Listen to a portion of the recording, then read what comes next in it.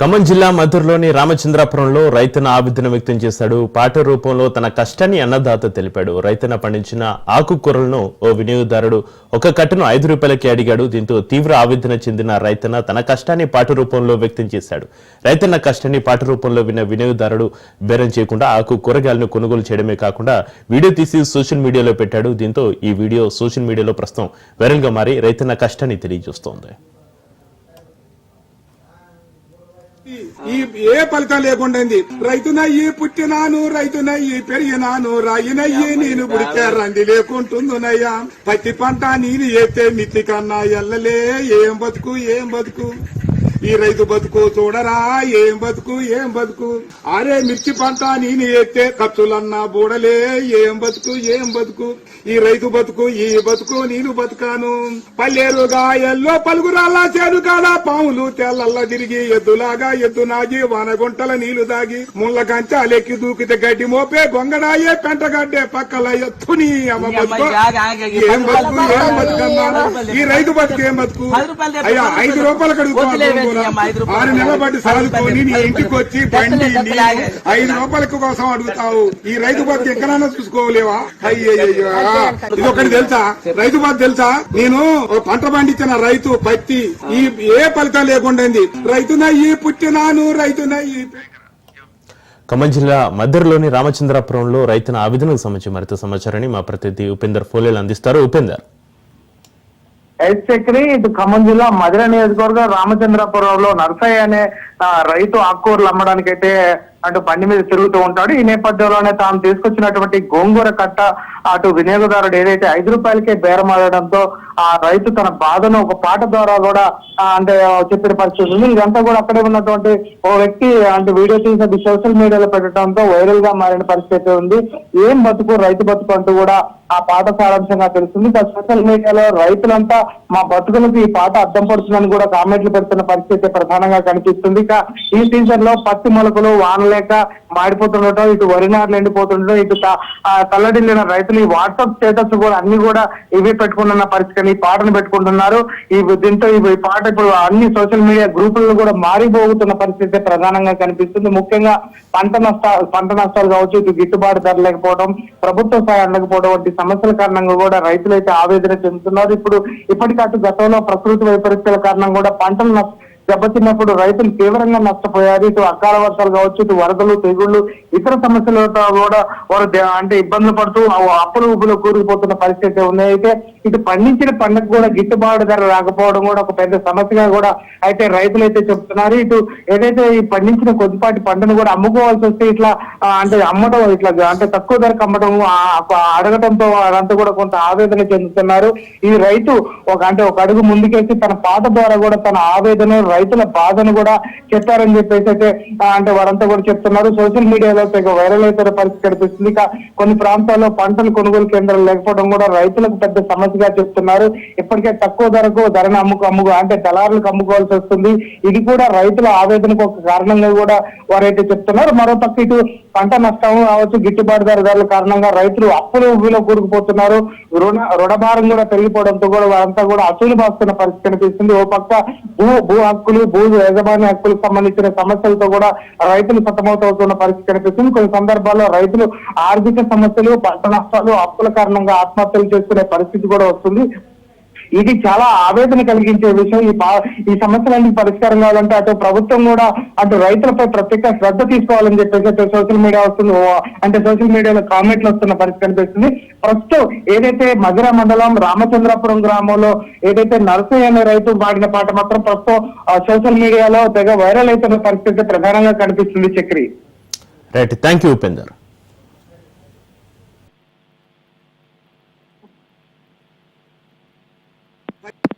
ఇది ఒకటి తెలుసా, రైతు బాధ తెలుసా? నేను పంట పండించిన రైతు పత్తి ఏ ఫలితం లేకుండా రైతునయ్యి పుట్టినాను, రైతునయ్యి పెరిగినాను, రాయినయ్యి నేను పుడితే రండి లేకుంటుందునయ్యా. పత్తి పంట నేను ఎత్తే మిత్తి కన్నా ఎల్లలే. ఏం బతుకు ఏం బతుకు ఈ రైతు బతుకు చూడరా ఏం బతుకు ఏం బతుకు. అరే మిర్చి పంట నేను ఎత్తే ఖర్చులన్నా బూడలే ఏం బతుకు ఏం బతుకు. ఈ రైతు బతుకు ఈ బతుకు నేను బతుకాను. పల్లెరు గాయల్లో పలుగురాల్లా చేడు కాల పాములు తెల్లల్లా తిరిగి ఎద్దులాగా ఎద్దు నాగి వానగుంటల నీళ్లు దాగి ముళ్ళ కంచాలెక్కి దూకితే గడ్డి మోపే గొంగడాయే పెంటగడ్డే పక్కల ఎత్తుని అమ్మ బతుకు ఏం బతుకు ఏం బతుకన్నా. ఈ రైతు బతుకు ఏం బతుకు. అయ్యా 5 రూపాయలు కడుగుతాను 6 నెలల బట్టి సాదుకొని నీ ఇంటికి వచ్చి బండి 5 రూపాయల కోసం అడుగుతావు. ఈ రైతు బతుకు ఎక్కడైనా చూసుకోలేవా. తెలంగాణలో ఆడబిడ్డలంటే ఎంతో గౌరవం ఉంటుందన్నారు ఎమ్మెల్సీ కవిత. మహిళలపై పరుష పదజాలం వాడుతున్నారని, రాజకీయాల్లోకి మహిళలు రావాలంటే భయపడే పరిస్థితి ఉందన్నారు. తెలంగాణ జాగృతి విషయంలో బీసీ రిజర్వేషన్ల అమలుకే పోరాటం చేస్తూనే ఉన్నామన్నారు. ఇష్టం వచ్చినట్లు మాట్లాడితే నిరసన వ్యక్తం చేశారని, ఇంత మాత్రానికే గన్ ఫైర్ చేసి చంపేస్తారా అంటూ నిలదీశారు. ఒక ఆడబిడ్డ ప్రశ్నిస్తే సహించలేకపోతున్నారా అని ప్రశ్నించారు. సీఎం రేవంత్ రెడ్డి స్పందించి వెంటనే చర్యలు తీసుకోవాలని, లేదంటే మీరు వెనుక నుంచి మాట్లాడించారని భావించాల్సి ఉంటుందన్నారు. వెంటనే తీన్మార్ మల్లన్న ఎమ్మెల్సీ సభ్యత్వం నుంచి సస్పెండ్ చేయాలని డిమాండ్ చేశారు. బోనం ఎత్తుకున్నటువంటి ఆడబిడ్డను ఆల్మోస్ట్ అమ్మవారిని చూసినట్టు చూసేటటువంటి ఒక పవిత్రమైన సంస్కృతి మన తెలంగాణ రాష్ట్రంలో ఉంటది. ఈ రోజు చింతపండు నవీన్ అలియాస్ తీన్మార్ మల్లన్న గారు ఎంత దారుణంగా మాట్లాడినరో తెలంగాణ ప్రజలందరూ చూసిండ్రు. అసలు మేము ఆడబిడ్డలు అట్లాంటి మాటలు కనీసం మా నోటితో కూడా ఉచ్చరించేటటువంటి పరిస్థితి కూడా ఉండదు. దాదాపు 1.5 year నుండి తెలంగాణ జాగృతి నుండి బీసీ అంశాల్లో మేము అగ్రభాగాన నిలబడి పోరాటం చేస్తున్నాం. నేను ఏ ఒక్కనాడు కూడా తీన్మార్ మల్లన్న గారిని ఒక్క మాట కూడా అనలేదు. అసలు ఆయన నన్ను ఎందుకన్నా కూడా నాకు తెలియదు, నన్ను అనాల్సిన సందర్భం ఏందో కూడా నాకు తెలియదు. సరే ఆయనకి ఏం కోపం ఉందో లేకపోతే ఎవరన్నా ప్రేరేపించిందో ఎందుకన్నారో నాకు తెలియదు. తీన్మార్ మల్లన్న గారిని మాత్రం నేను ఒకటి రిక్వెస్ట్ చేస్తా ఉన్నా, మీరు బీసీ బిడ్డ కాబట్టి ఏది పడుతుంది మాట్లాడుతుంది మాట్లాడితే చెల్లిపోతుంది అంటే కరెక్ట్ కాదు. గుర్తుపెట్టుకోండి మల్లన్న గారు, తెలంగాణ ప్రజలు ఎక్కువ కాలం పరుష పదజాలాన్ని సహించారు. మీరు ఎటు పడితే అటు మాట్లాడితే చూసుకుంటే ఎవరు ఊరుకో. మీరు మాట్లాడిన దానికి డెఫినెట్ గా ఆవేశం వచ్చి మా కార్యకర్తలు మా నాయకులు ప్రజాస్వామ్యబద్ధంగా ప్రొటెస్ట్ చేయడానికి వచ్చారు. అయితే మీరు కాల్పులు జరుపుతారా? సామాన్య ప్రజల మీద కాల్పులు జరిపేంత అంత క్రూరత్వం ఎందుకు? ఏంది ఇది? ఏం వైఖరి ఇది? ఏం వైపరీత్యం ఇది? ఎందుకోసం చేస్తున్నారు ఇట్లా? మీరు ఒక ఆడబిడ్డను ఎంత మాట పడితే అంత మాట అనేసి ఇది తెలంగాణ పదజాలం గిట్లనే ఉంటది గట్లనే ఉంటది అని అంటే ఇది మీ టీవీ కాదు, మీరు మేకప్ వేసుకుని వేసే డ్రామా కాదు. ఇది రాజకీయము, ఇది ప్రజాస్వామ్యము. ఇందులో అనేక మంది ప్రజల యొక్క జీవితాలు ముడిపడి ఉన్నాయి. ఒక ఆడబిడ్డ రోడ్డు మీద నిలబడి ప్రశ్నిస్తే తట్టుకోలేకపోతున్నారా? అలాంటి వాళ్ళను కోట్లాది మందిని తయారు చేస్తా ఏమనుకుంటున్నారో మీరు. మేము అనుకుంటే ఆడబిడ్డలు అనుకుంటే కనీసం ఇంట్లోకి వెళ్ళి బయటకు వెళ్ళలేరు. మీరు ఆలోచన చేసుకోవాలి మల్లన్న గారు. ఎవరి కోసం మాట్లాడుతున్నారు మీరు? నేను మామూలు ఆడబిడ్డను కాదు చెప్తున్నా, అగ్గి రవ్వనై రగులుతా ఎక్కువ తక్కువ వేస్తే. తీన్మార్ మల్లన్న గారు జాగ్రత్త, నేను చెప్తున్నా జాగ్రత్త.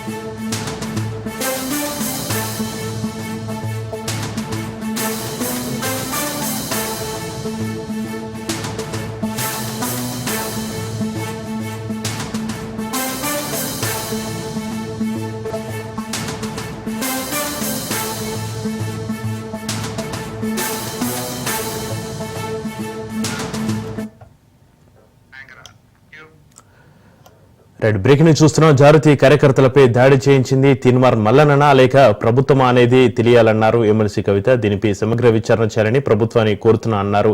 ఇవాళ ఇంత పెద్ద సంఘటన జరుగుతుంటే డీజీపీ ఆఫీస్ కి రాకపోవడం అంటే దీని వెనక ప్రభుత్వం కూడా ఉందని అనుకోవాల్సి వస్తుందన్నారు. అసలు గన్మెన్స్ ఎందుకు షూట్ చేయాల్సి వచ్చిందనేది తెలియాలన్నారు కవిత.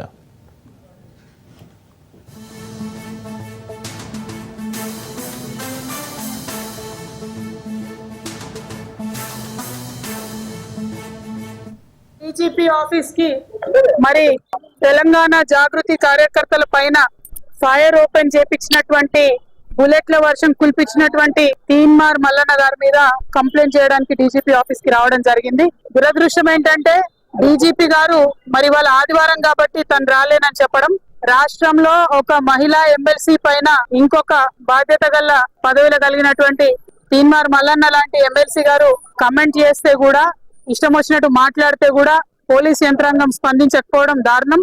మా జాగృతి కార్యకర్తలు ఎవరైతే ఆవేదనతోని దుఃఖంతోని ప్రజాస్వామ్యయుతంగా ప్రశ్నించడానికి వెళ్ళిండ్రో వారి మీద ఫైర్ చేపించడం అన్నది చాలా దారుణం. ఏమన్నా మా కార్యకర్తలకు అయి ఉంటే ఎవరు బాధ్యులు, మల్లన్న గారా ప్రభుత్వమా, ఎవరు బాధ్యులు అన్నది తక్షణమే ఆన్సర్ చెప్పాలి. ఖచ్చితంగా అక్కడ జరిగినటువంటి సంఘటన మీద ఎంక్వైరీ చేపియాలి. ఇటువంటి గన్మెన్లను మిస్యూజ్ చేసుకునేటటువంటి గన్మెన్లను తప్పుదోవ పట్టించేటటువంటి ప్రజాప్రతినిధి అయినటువంటి మల్లన్న గారి గన్మెన్లను తక్షణమే తీసివేయాలని చెప్పి నేను పోలీస్ శాఖ వారిని డిమాండ్ చేయడం జరిగింది. అట్లానే మల్లన్న గారు చేసినటువంటి ఈ యొక్క పనిని ఆయన ఆదేశంతోనే గన్మెన్లు ఫైర్ ఓపెన్ చేశారని నేను నమ్ముతా ఉన్నా కాబట్టి వెంటనే వారి మీద అటెంప్ట్ మర్డర్ కేసు కూడా రిజిస్టర్ చేయాలని పోలీస్ శాఖ వారిని నేను రిక్వెస్ట్ చేయడం జరిగింది. మరి ఇవాళ ఇంత పెద్ద సంఘటన రాష్ట్రంలో జరిగితే కూడా డీజీపీ గారు సెలవు దినంగా ఉండి ఇంట్లో ఉండి రాలేదంటే ఖచ్చితంగా దీని వెనుక ముఖ్యమంత్రి గారు ఉన్నారని మేము నమ్మాల్సి వస్తుంది. అందుకే మళ్ళొకసారి మేము మా తెలంగాణ జాగృతి తరఫున, తెలంగాణ ఆడబిడ్డలందరి తరఫున ప్రభుత్వాన్ని డిమాండ్ చేస్తా ఉన్నాము. తీన్మార్ మల్లన్న గారిని వెంటనే అరెస్ట్ చేయండి. ఇంటి ఆడబిడ్డలపై అనుచితమైన వ్యాఖ్యలు చేసిండ్రని చిన్న చిన్న జర్నలిస్టులను మరి మీరు అరెస్ట్ చేసి జైల్లో పెట్టిండ్రు. మరి ఇంత పెద్ద మాట ఒక తెలంగాణ ఆడబిడ్డనైనటువంటి నన్ను అంటే మీరు చూస్తూ ఊరుకుంటే ఈ మాటలన్నీ కూడా మీరే అనిపించిన తెలంగాణ ఆడబిడ్డలు అనుకునే పరిస్థితి తెచ్చుకోవద్దని ముఖ్యమంత్రి గారిని నేను డిమాండ్ చేస్తా ఉన్నాను. మరి మీ ఇంటి ఆడబిడ్డకో న్యాయం, తెలంగాణ ఆడబిడ్డలందరికీ ఒక న్యాయం ఉండొద్దని కూడా ముఖ్యమంత్రి గారిని నేను డిమాండ్ చేస్తూ తక్షణమే తీన్మార్ మల్లన్న గారి మీద మరి ఎంక్వైరీ వేయాలి. జరిగినటువంటి సంఘటన మీద ఎంక్వైరీ వేయాలి. ఎవరు షూట్ చేయమన్నారు, ఎందుకు గన్మెన్ షూట్ చేసి? ఎందుకంటే తెలంగాణ ఉద్యమంలో మేము వేలాది నిరసనలు చేసినాం. ఇక్కడ కూడా ఎవరు కూడా కంట్రోల్ తప్పలే. ఆనాడు కాంగ్రెస్ మీదనే మేము ఉద్యమం చేసినాం. కానీ ఏ ఒక్క కాంగ్రెస్ నాయకుడు కూడా గన్మెన్లతోని మరి షూటింగ్ చేపియలేదు, తెలంగాణ ఉద్యమకారుల మీద ఫైరింగ్ చేపియలేదు. మరి ఇవాళ ఇంత స్థిమితం లేనటువంటి ఒక ఎమ్మెల్సీ ఆయన గన్మెన్లు ఉండడం అవసరమా? ప్రభుత్వం ఆలోచన చేయాలని చెప్పి నేను డిమాండ్ చేస్తా ఉన్నాను. ఇవాళ డీజీపీ ఆఫీస్ కి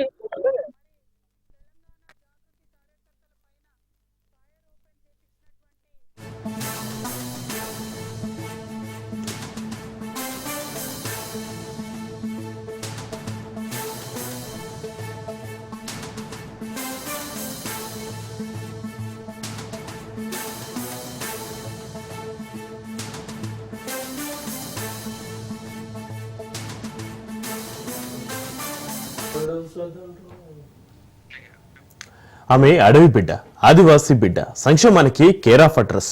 అధికార హుందాతనం మాటలో కాదు చేతల్లో చూపిస్తుంది. నాకు ఈ కష్టం వచ్చిందని ఆమె దగ్గరికి వెళ్తే ఆ కష్టం తనదిలా భావించి పూర్తిగా పరిష్కారమయ్యే వరకు నిలబడి పనిచేస్తోంది. ఆమె తెలంగాణ పంచాయతీరాజ్, గ్రామీణాభివృద్ధి, మహిళా శిశు సంక్షేమ శాఖ మంత్రి సీతక్క. తెలంగాణ రాష్ట్ర అభివృద్ధిలో తన వంతు కృషి చేస్తూ ప్రజల మన్ననలు పొందుతున్న సీతక్క గురించి ఇంకొంచెం తెలుసుకుందాం.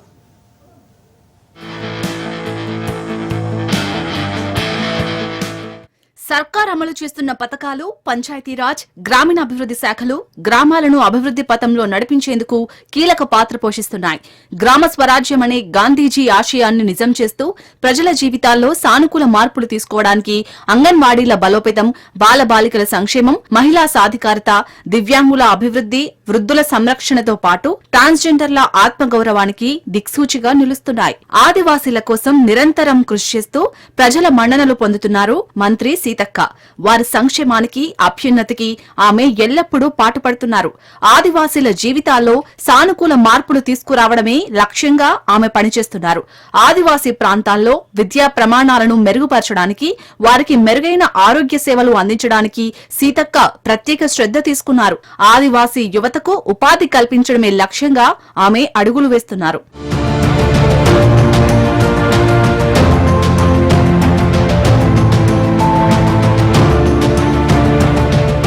మంత్రి సీతక్క కేవలం ఒక రాజకీయ నాయకురాలిగా కాకుండా రాష్ట్ర యువతను ఆత్మీయంగా దగ్గరకు తీసుకుని సోదరిగా నిలుస్తున్నారు.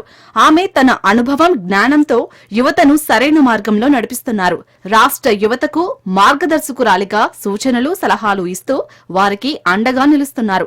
యువత బంగారు భవిష్యత్తు వైపు మొగ్గు చూపేలా ఆమె దిశానిర్దేశం చేస్తున్నారు. యువత ఎదుర్కొనే వివిధ సమస్యలపై, కెరీర్ ఎంపికలపై, సామాజిక బాధ్యతలపై ఆమె వ్యక్తిగత సూచనలు అందిస్తున్నారు. యువతలో ఆత్మవిశ్వాసాన్ని నింపడానికి, వారిని లక్ష్య సాధన వైపు నడిపించడానికి ఆమె తరచుగా స్ఫూర్తిదాయక ప్రసంగాలు చేస్తున్నారు.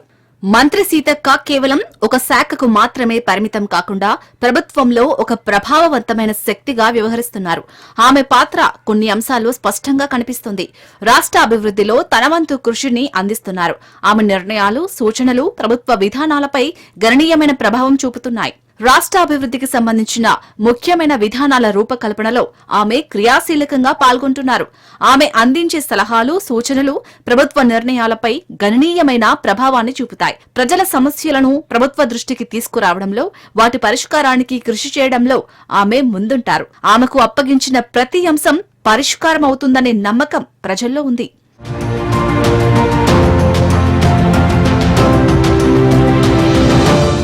ముఖ్యంగా ఆదివాసీల హక్కులు, అభివృద్ధి కోసం ఆమె ప్రభుత్వంలో బలమైన గొంతుకగా నిలుస్తున్నారు. వారి సంక్షేమానికి సంబంధించిన నిర్ణయాల్లో ఆమె ప్రభావం స్పష్టంగా కనిపిస్తుంది. ప్రభుత్వంలోని ఉన్నత స్థాయి సమావేశాలు, చర్చలలో ఆమె భాగస్వామ్యం, ఆమె అభిప్రాయాలకు లభించే ప్రాధాన్యత ఆమె కీలక పాత్రను తెలియజేస్తుంది. ఆమె దృష్టికి వచ్చిన ప్రతి అంశం పరిష్కారమవుతుంది. ఇది ఆమె సమర్థవంతమైన పాలనకు, ప్రజల సమస్యల పట్ల ఆమెకున్న నిబద్ధతకు స్పష్టమైన నిదర్శనం. మంత్రి సీతక్క కేవలం సమస్యలను వినడం మాత్రమే కాదు, వాటిని పరిష్కరించడానికి తక్షణ చర్యలు తీసుకుంటారు. ప్రజల నుండి ఫిర్యాదులు అందిన వెంటనే ఆమె వాటిపై వేగంగా స్పందిస్తారు. కాలయాపన చేయకుండా సంబంధిత అధికారులకు ఆదేశాలిచ్చి పరిష్కారం అయ్యే వరకు పర్యవేక్షిస్తారు. సమస్యలను లోతుగా అర్థం చేసుకోవడానికి, వాటి మూలాలను తెలుసుకోవడానికి ఆమె తరచుగా క్షేత్రస్థాయి పర్యటనలు చేస్తారు. ఇది కేవలం కార్యాలయానికే పరిమితం కాకుండా ప్రజల మధ్య ఉండి సమస్యలను పరిష్కరించే విధానాన్ని సూచిస్తుంది. పరిష్కారం కోసం అవసరమైన చోట ఆమె దృఢమైన చర్యలు తీసుకుంటారు. కొన్నిసార్లు సంక్లిష్టంగా ఉండే సమస్యలను కూడా ఆమె పట్టుదలతో పరిష్కరిస్తారు. మంత్రి సీతక్క దృష్టికి వెళ్తే తమ సమస్య పరిష్కారమవుతుందనే నమ్మకం ప్రజల్లో బలంగా పాతుకుపోయింది. ఇది ఆమె పనితీరుకు లభించిన గొప్ప గుర్తింపు. ఈ విధంగా మంత్రి సీతక్క ప్రజల సమస్యలను తమ సమస్యలుగా భావించి వాటిని బాధ్యతగా పరిష్కరించడంతో సమర్థవంతమైన నాయకురాలిగా, ప్రజల శ్రేయస్సు కోసం కృషి చేసే వ్యక్తిగా గుర్తింపు పొందారు.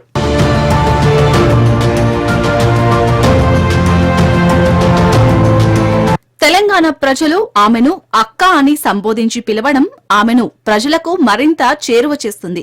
ఒక అక్కగా ఆమె యువతకు మార్గనిర్దేశం చేయడంలో, ఆదివాసీల సంక్షేమం కోసం నిరంతరం కృషి చేయడంలో, సమస్యలు పరిష్కరించడంలో చూపే చొరవను ఇది సూచిస్తుంది.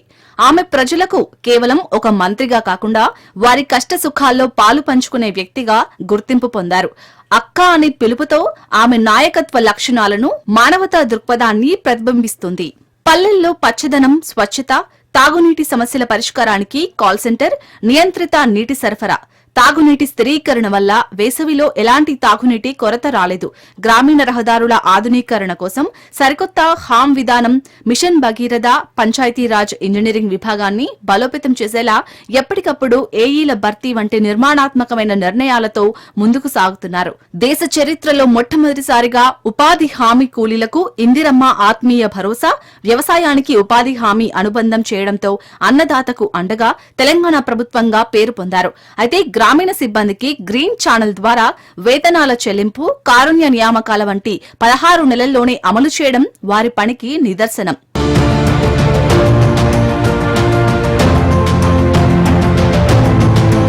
మహిళా సాధికారతకు మహిళా సంఘాల ద్వారా 20 రకాల వ్యాపారాలు, మహిళా సంఘాల ఆధ్వర్యంలో పెట్రోల్ బంకులు, ఆర్టీసీ బస్సులు, సోలార్ విద్యుత్ ప్లాంట్లు, మొబైల్ ఫిష్ ట్రక్కులు వంటి వినూత్న కార్యక్రమాలు అమలు చేశారు. హెచ్హెచ్జీ సభ్యులకు చేయూత పథకం ద్వారా 10 లక్షల ప్రమాద బీమా, 2 లక్షల లోన్ బీమా, ఇందిరా మహిళా శక్తి బజార్ స్కూల్ యూనిఫామ్ కుట్టు పనులు, ఇందిరా మహిళా శక్తి క్యాంటీన్లు, మహిళలకు ఉపాధి, 22 జిల్లాల్లో ఇందిరా మహిళా శక్తి భవనాల నిర్మాణం చేపట్టారు. ఇలా మంత్రి సీతక్క యువతకు ఒక రోల్ మోడల్ గా నిలుస్తూ వారిని బాధ్యతాయుతమైన పౌరులుగా తీర్చిదిద్దడంలో కీలక పాత్ర పోషిస్తున్నారు. రాష్ట్రాభివృద్ధిలో తన వంతు కృషి చేస్తూ అడవి బిడ్డలను తన కన్న బిడ్డలుగా ఆదరిస్తున్నారు మంత్రి సీతక్క.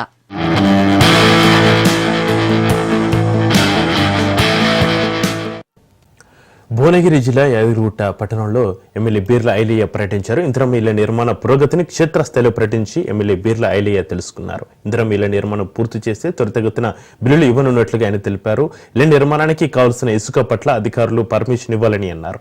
ఈ ప్రభుత్వంలో అర్హులకు ఇందిరమ్మ ఇల్లు ఇవ్వడం జరిగిందన్నారు. ప్రజా ప్రభుత్వంలో పార్టీలకు అతీతంగా ఇందిరమ్మ ఇల్లులు ఇవ్వడం జరిగిందని ఎమ్మెల్యే బీర్ల ఐలయ్య తెలిపారు.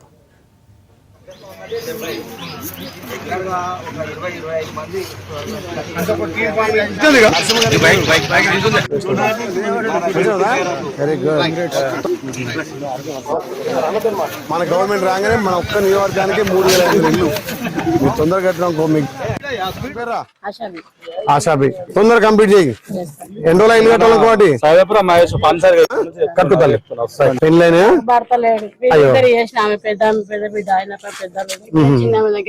తొందరగా కంప్లీట్ చేయి. ఇల్లు ఎవరి ఉంది సికింద్రాబాద్ ఉజ్జయిని మహంకాళి అమ్మవారికి బీసీ నేతలు మొక్కులు చెల్లించుకున్నారు. అమ్మవారిని బీసీ కమిషన్ మాజీ చైర్మన్ కృష్ణమోహన్, జాతీయ బీసీ దళ అధ్యక్షుడు దుండ్ర కుమారస్వామి, మాజీ ఎమ్మెల్యే శ్రీధర్ అమ్మవారిని దర్శించుకున్నారు. బోనాలు చారిత్రక పండుగల వైభవానికి ప్రతిరూపమని బీసీ దళ అధ్యక్షుడు దుండ్ర కుమారస్వామి అన్నారు. తెలంగాణ సాంప్రదాయాలకు, సాంస్కృతిక విలువలకు బోనాలు నిలువెత్తు ప్రతిరూపమని బీసీ కమిషన్ మాజీ చైర్మన్ కృష్ణమోహన్ అన్నారు.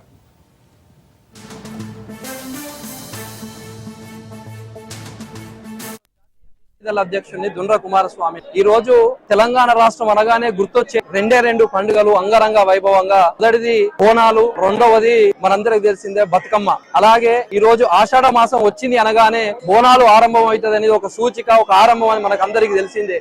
అంతేకాకుండా ఈ రోజు అమ్మవారికి నైవేద్యం ఇవ్వడానికి బోనాల రూపంలో సమర్పించడం, మన మహిళలు సాంప్రదాయ బోనాలు సమర్పించడం, మరియు అంతేకాకుండా డప్పులు మరియు డోలాలతో ఈ రోజు అమ్మవారికి నైవేద్యం ఇవ్వడం అనేది ఒక గొప్ప విషయం. అంతేకాకుండా తెలంగాణ రాష్ట్రం మన సాంప్రదాయాలకు, పద్ధతులకు, ఆచారాలకు, వైభవానికి నిలువెత్తు నిదర్శనమే మన తెలంగాణ అని ఈ రోజు తెలంగాణ రాష్ట్రం కూడా అంగరంగ వైభవంగా ఈ రోజు ఉజ్జయిని మహంకాళి వేడుకలను అద్భుతంగా దేశానికే ఆదర్శంగా వచ్చే విధంగా ఈ రోజు ఏర్పాటు చేసినందుకు తెలంగాణ రాష్ట్ర ప్రభుత్వానికి కూడా నేను ధన్యవాదాలు తెలియజేస్తున్నాను. అంతేకాకుండా మనందరికీ తెలిసిందే ఈ రోజు ముఖ్యంగా అమ్మవారి ఆశీస్సులతో తెలంగాణ రాష్ట్ర ప్రజలందరూ ఐశ్వర్యాలతో, సుఖ సంతోషాలతో నిండుగా ఉండాలని నేను జాతీయ బీసీ దళ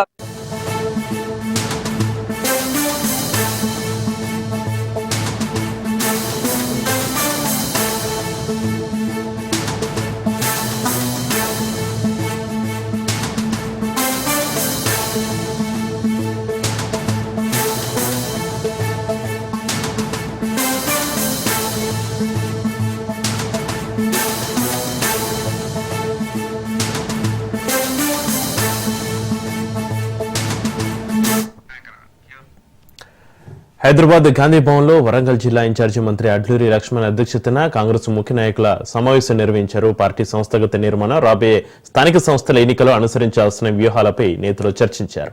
ఈ సమావేశంలో మంత్రులు సీతక్క, కొండ సురేఖ, ఎమ్మెల్యేలు కడియం శ్రీహరి, నాగరాజు, నాయని రాజేందర్ రెడ్డి, రేవూరి ప్రకాష్ రెడ్డి, మురళీ నాయక్ తదితరులు పాల్గొన్నారు.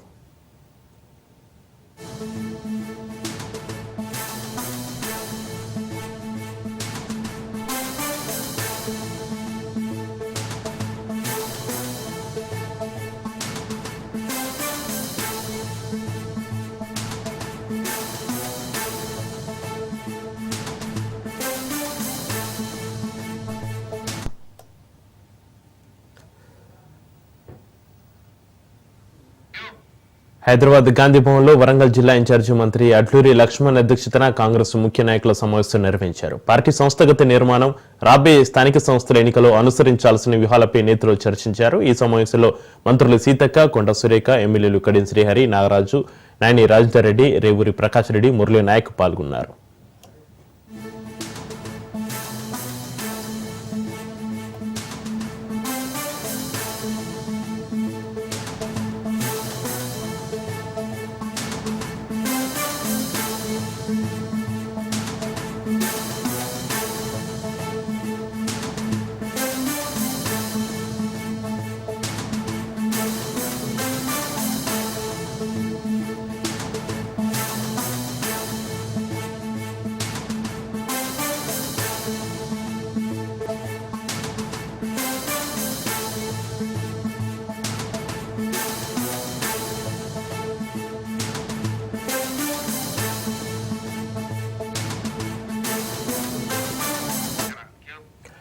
హైదరాబాద్ గాంధీ భవన్ లో వరంగల్ జిల్లా ఇన్ఛార్జి మంత్రి అడ్లూరి లక్ష్మణ్ అధ్యక్షతన కాంగ్రెస్ ముఖ్య నాయకుల సమావేశం నిర్వహించారు. పార్టీ సంస్థాగత నిర్మాణం, రాబోయే స్థానిక సంస్థల ఎన్నికల్లో అనుసరించాల్సిన వ్యూహాలపై నేతలు చర్చించారు.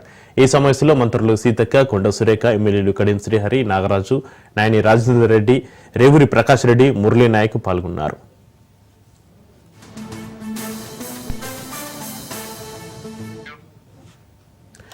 హైదరాబాద్ గాంధీ భవన్ లో వరంగల్ జిల్లా ఇన్ఛార్జి మంత్రి అడ్లూరి లక్ష్మణ్ అధ్యక్షతన కాంగ్రెస్ ముఖ్య నాయకుల సమావేశానికి సంబంధించి మరింత సమాచారాన్ని మా బ్యూరో చీఫ్ రాజిరెడ్డి ఫోన్లైన్ అందిస్తారు. రాజిరెడ్డి. గాంధీ భవన్ లో ఉమ్మడి వరంగల్ కాంగ్రెస్ ముఖ్య నేతల సమావేశం జరుగుతుంది. ఇన్ఛార్జ్ మంత్రి అట్లూరి లక్ష్మణ్ కుమార్ అధ్యక్షతన ఈ యొక్క సమావేశం జరుగుతుంది. ఈ యొక్క సమావేశానికి కొండ సురేఖ, అదేవిధంగా కడియం శ్రీహరి, సీతక్క, ఇతర ముఖ్య నేతలు కూడా హాజరయ్యారు. ఎమ్మెల్యేలు కూడా హాజరయ్యారు. ఇప్పటికే ఓవైపు కొండ సురేఖకు, మరోవైపు ఎమ్మెల్యేలకు జిల్లాలో వర్గపోరు తీవ్రంగా ఉంది. ఈ యొక్క నేపథ్యంలో ఇప్పటికే కొండ సురేఖ పైన ఎమ్మెల్యేలు ఫిర్యాదు చేయడము, అదేవిధంగా కొండ మురళి వచ్చి ఎమ్మెల్యేల పైన ఫిర్యాదు చేయడం, ఇలా పరస్పరంగా ఒకరిపైన ఒకరు విమర్శలు చేసుకున్నారు. ఈ యొక్క నేపథ్యంలో అట్లూరి లక్ష్మణ్ సమావేశం ప్రాధాన్యత సంతరించుకుంది. సంస్థాగతంగా వరంగల్లో పార్టీ బలోపేతం, అదేవిధంగా రానున్న రోజుల్లో స్థానిక సంస్థల ఎన్నికల్లో అనుసరించవలసినటువంటి వ్యూహాన్ని ఈ యొక్క సమావేశంలో చర్చించనున్నారు. ముఖ్యంగా ఎట్టి పరిస్థితుల్లో కూడా ఇక వర్గ విభేదాలకు తావు లేకుండా అందరూ సమిష్టిగా పనిచేయాలి. రానున్న స్థానిక సంస్థల ఎన్నికల్లో మెజార్టీ స్థానాలు వరంగల్ జిల్లాలో గెలుచుకోవాలనేది కూడా లక్ష్మణ్ కుమార్ వారికి దిశానిర్దేశం చేస్తున్నట్టు తెలుస్తుంది. మొత్తానికి ఇప్పటికే ఒకవైపు కొండమురళి పైన ఎమ్మెల్యేల పైన కొండ దంపతులు అసంతృప్తితోనే ఉన్నారు. ఈ యొక్క నేపథ్యంలో మరి ఈ యొక్క సమావేశంతోనైనా సఖ్యత కుదురుతుందా లేదా అనేది కూడా రాజకీయ వర్గాల్లో ఆసక్తిని అయితే రేపుతుంది. చిత్రి.